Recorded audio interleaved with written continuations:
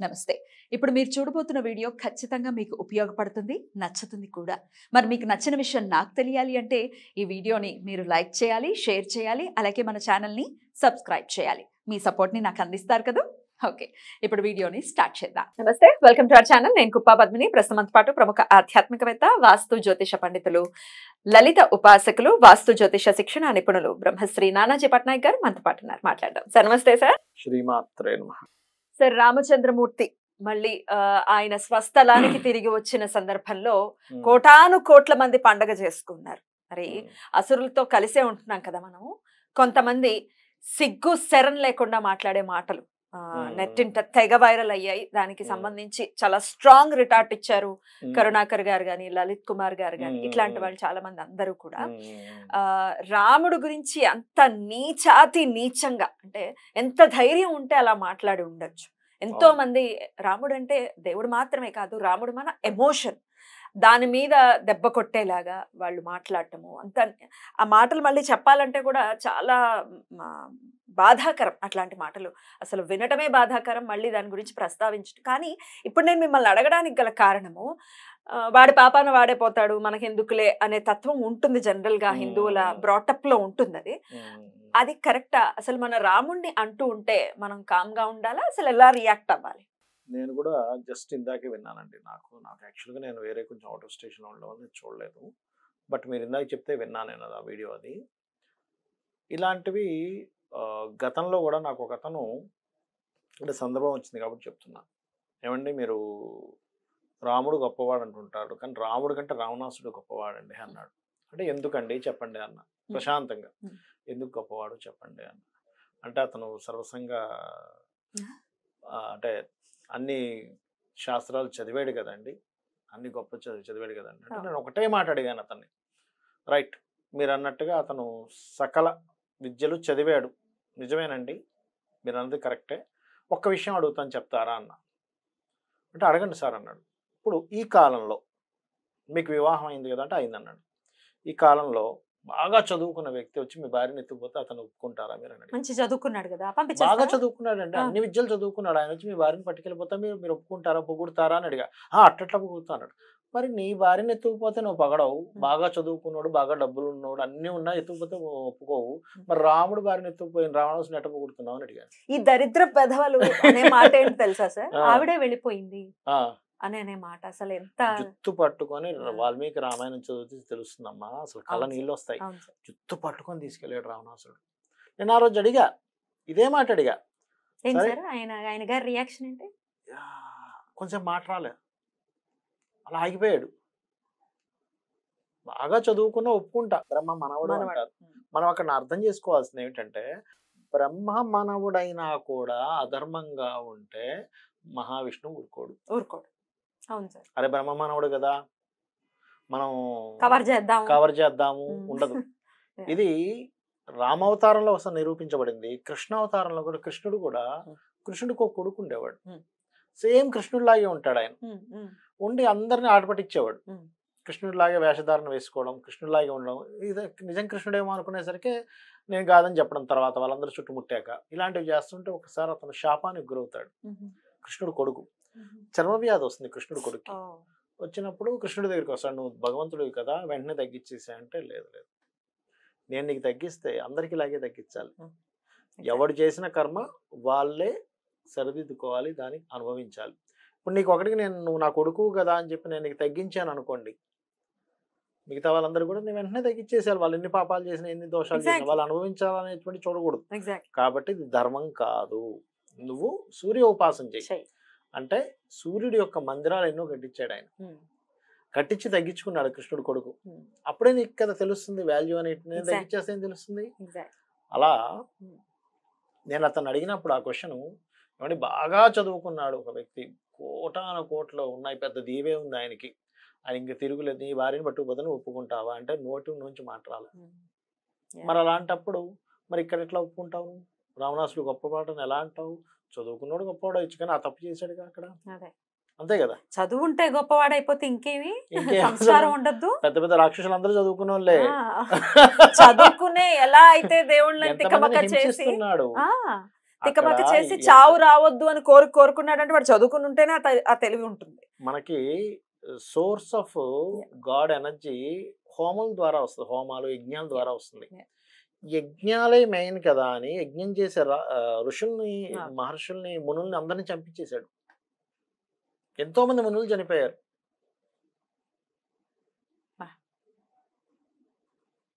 ఒక టీం ఉండేది అడవుల్లో, ఒక టీము.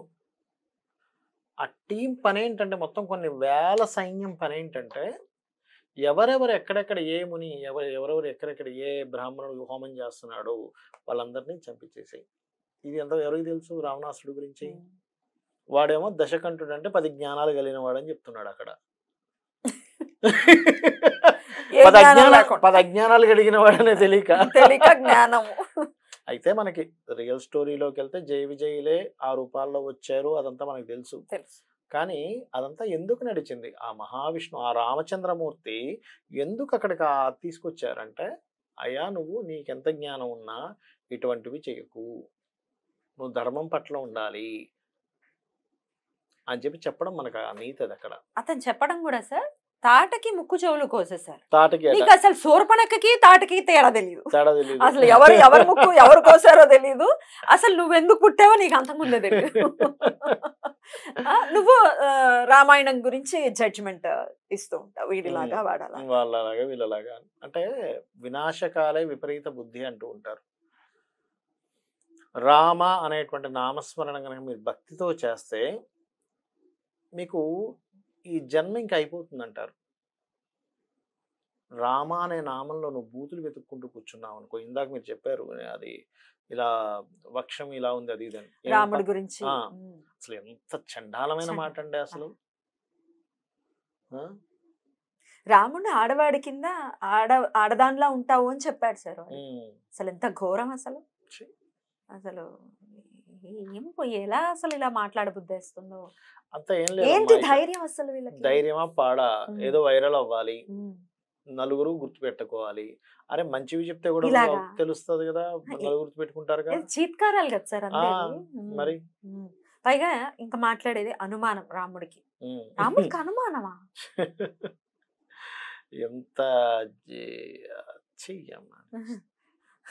మాట్లాడటానికి. రాముడిలో ఉండే గొప్ప లక్షణాలు కొన్ని చెప్తాడు అతనట. ఇప్పుడు మనం చూడండి, ఒక స్టేజ్కి వెళ్ళిపోయిన తర్వాత, ఒక స్టేజ్కి వెళ్ళిన తర్వాత మనం చూడండి, ఎవరైనా వస్తే మనం పలకరించడం ఏంటని ఒక అహం పెరుగుతుంది. ఐ మీన్ మనం అంటే మీకు పెరుగుతుంది కదా మామూలుగా ఒక వ్యక్తికి. కానీ అంత చక్రవర్తి కూడా ఎవరైనా వస్తే అయ్యో నేను ముందు పలకరించాలి అనుకునే సద్గుణాలు ఉండేవి రాముడికి. అలాగే 100 తప్పులు ఉన్నా కూడా ఈ వ్యక్తి ఆ గొప్ప పని భలే చేస్తాడు, ఎంత బాగా రాస్తాడో తెలుసా, ఎంత బాగా చదువుతాడో తెలుసా, ఎంత చక్కగా పలకరిస్తాడో తెలుసా, ఎంత చక్కగా పెయింటింగ్ చేస్తాడో తెలుసా, ఎంత చక్కగా స్పీచ్ ఇస్తాడు. అంటే అందులో అతనిలో ఉండే ఒక్క పాజిటివ్ గుణాన్ని పట్టుకుని మాటిమాటికి తలుచుకునేవాడు, అబ్బాయి ఇంత చక్కగా చేస్తాడంటే. ఇవాళ ఎలా ఉందమ్మా సొసైటీ? ఒక్క తప్పు ఉంటే చాలు, ఆ తప్పును పట్టుకొని ఇంకా తిప్పి తిప్పి తిప్పి వాడు 100 మంచి చేయని. మరి అలాంటి రాముడిని అంటున్నావంటే నువ్వు ఎలాంటివి అనుభవిస్తావు? అసలు చదివారా సార్ అసలు వీళ్ళు రామాయణం? అయోధ్యకాండలో సీతమ్మ తల్లి వలవల ఏడ్చేస్తుంది, రావద్దు నాతో అని అంటే ఎంత అలా ఏడ్చి బతిమలాడి అసలు నన్ను తీసుకెళ్తావా అని ఎంత డిస్కషన్ అవుతుంది. అవును, ఎప్పుడో కానీ అంటే తన భార్య అయినప్పటికీ తన భావాల్ని ఆవిడ మీద రుద్దకూడదు. అది తమ్ముడు కాని భార్య కాని ఎవరి స్వాతంత్రం వాళ్ళకి ఇచ్చేటటువంటి విషయాన్ని మనకి చెప్పాడు రాముడు. ఆయన అనుమానిస్తాడా సీతమ్మ?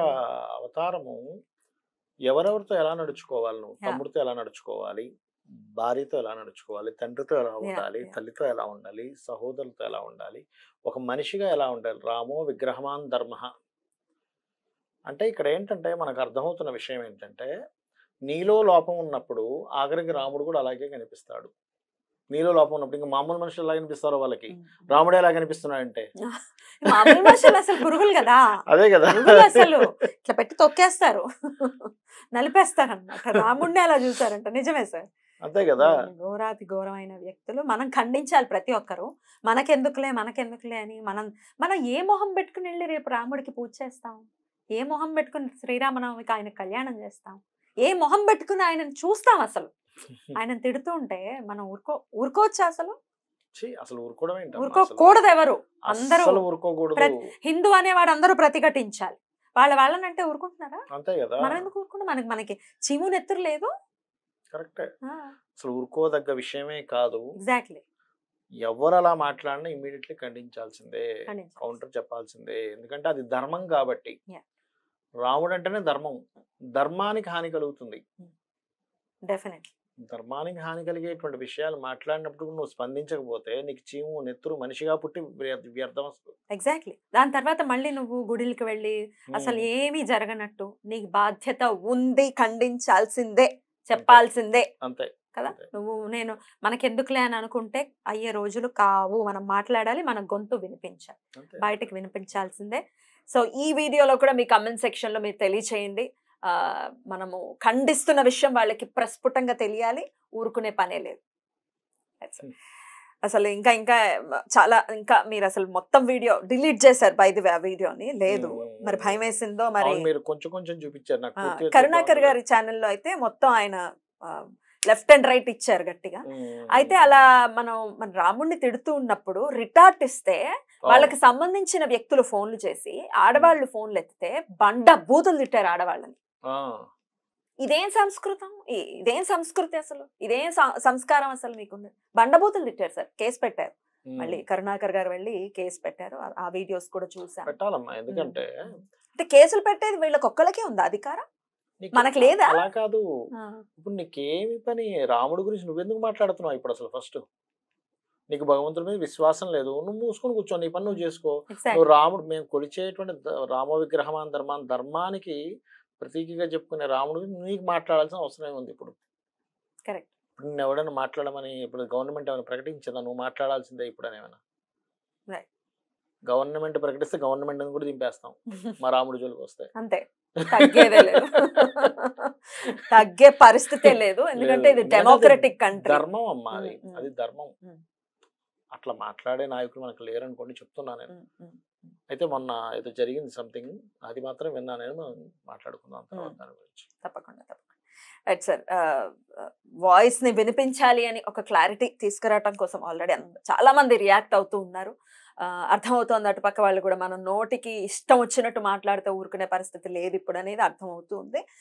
అసలు ఊహ కూడా చేయకూడదు, ఉండకూడదు. ఫస్ట్ ఊహ కూడా చేయొద్దు. చేయకూడదు. రాముడిని అనటానికో, కృష్ణుని అనటానికో, దైవాన్ని అనటానికి అసలు ఊహ కూడా చేయొద్దు. ఊరుకో. సంఘ విద్రోహ శక్తులు కదా వీళ్ళు ఇలా మాట్లాడుతున్నారంటే, సంఘాన్ని పాడు చేయడానికే కదా. ఇంత విషయాన్ని నింపుతున్నారు నిజంగా. హేతువాదులు అని చెప్పుకుంటూ, హేతువాదులు అయితే కూర్చోండి, మీరన్నట్టుగా మూసు కూర్చుంటే బెటర్. అంతే కదా. Right sir, thank you sir, నమస్తే. శ్రీమాత్రే నమః.